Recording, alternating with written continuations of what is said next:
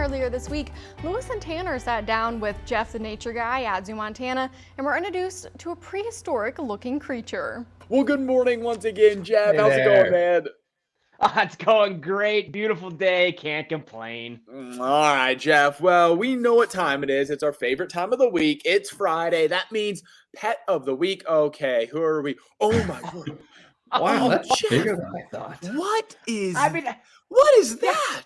I don't even know how to describe this animal. It doesn't even look real. It looks like a little dinosaur. This is actually called a Whoa. prehensile-tailed skink, and they're actually from the Solomon Islands, which is north of Australia. What a cool-looking animal. It almost looks like he's smiling at you. Okay. Yeah, no, okay, Jeff, I'm going to say a lot of the animals that I've seen or that you showed me, I've seen them before in pictures. I've heard of them. I've never heard. Did you say this is a skink? I don't even, Jeff, I've never even heard of this animal before. You're not alone. Yeah, skink. It's a type of lizard, obviously a reptile. And these skinks, they kind of have this kind of hard, almost shell. It's scales, but it's a little bit more rigid than a snake scale. But the cool thing is this particular skink is a prehensile tail. So this tail that you see here, it wraps around whatever it touches. That's what prehensile means. And so they're going to use that as a actually a fifth foot or an arm up in the trees so they don't fall. These guys are arboreal, meaning they spend the majority of their life in the trees, and that tail just keeps them safe way up high in the high elevations.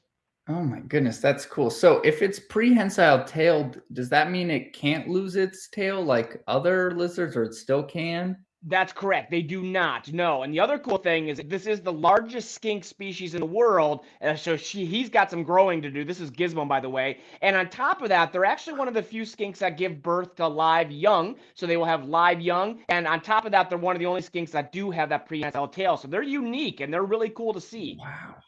Oh my Now, goodness. Jeff, is he poisonous? Will he bite? Like, could he go after you here again? Like, I know nothing about these animals. Yeah. So, we were joking earlier that he's new to us. And so he's still a little, getting used to being around us and obviously the training. So he could bite me, certainly. And these skinks do sometimes have a little bit of an attitude, but he's not venomous. He's not poisonous. Nothing we're going to have to worry about. And honestly, these guys tame down really quick. And he's actually doing really, really well already, considering we've only had him for a couple of weeks here. But they are herbivores, so they're going to be eating vegetation. They are not a meat eater, and so they don't really have any interest in going after other animals.